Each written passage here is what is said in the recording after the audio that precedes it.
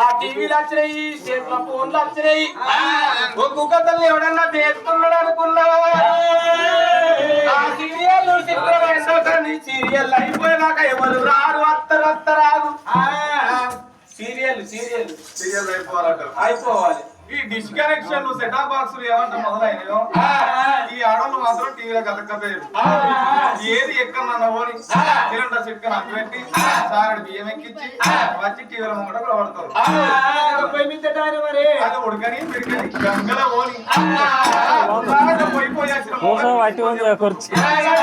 ఏమండి అలా శుక్రవారం దినమా మళ్ళా సోమవారం ఇక 4 ముంచున్నాయి. ఆ సిలిండర్ మీరు బియ్యం అంచుకోండి. మరి నాటి కాలం లోపల మరి మొగళ్ళు ఎప్పుడు అప్పుడు నేర్చుకోవాలి, మొగళ్ళు ఎప్పుడు అన్న నేర్చుకోవాలి. లేకపోతే ఇప్పుడు అర్థం మరి మరి నాటి కాలం లోపల కట్టలకు కట్టలు రుమాలు చుట్టుకున్నటువంటి పెద్ద మనుషులు ప్రొద్దున లేచి మంచం మీది కాలు భూమి మీద మోపక ముందు ఎక్కడ పోతీవి తండ్రి అబద్ధాల బాంధవ అనాథ రక్షకాల కంట గంగాధరాయ భగవంతుని వేడుకుంటే ఆనాటి దినం నాడు నెలకు 3 కుంభ వర్షాలు పడ్డే నేస్తమతోటి పాడి పంటలు పండినవి. ఇక ఈనాటి భగవంతుని మీద భక్తి ఎక్కువై ఎప్పుడు తెల్లారుతుందో ఎప్పుడు భగవంతునికి మొక్కన్నా అని ఎక్కువ ఎప్పుడు తెల్లారుతుందో అని ఎదురు చూస్తుండ్రా. ఏ దేవునికి మొక్కుతారో గట్టిగానే పరమేశ్వర కలు సీజా నమ్ముకుంటే చల్లని పీరు సీజా అని మానవుడి కలుసుకుంటే పైన ఉన్న పరమాత్ముడు అంటాడు. ఏ మానవ నేను వంగినట్టు వంగబాకురా, ఇల్లు కట్టంగా తప్పుల పడకురా, కళ్ళు దాడదాగబాకురా, సంసారం అనేది రోడ్డు ఉన్న పరమాత్ముడు.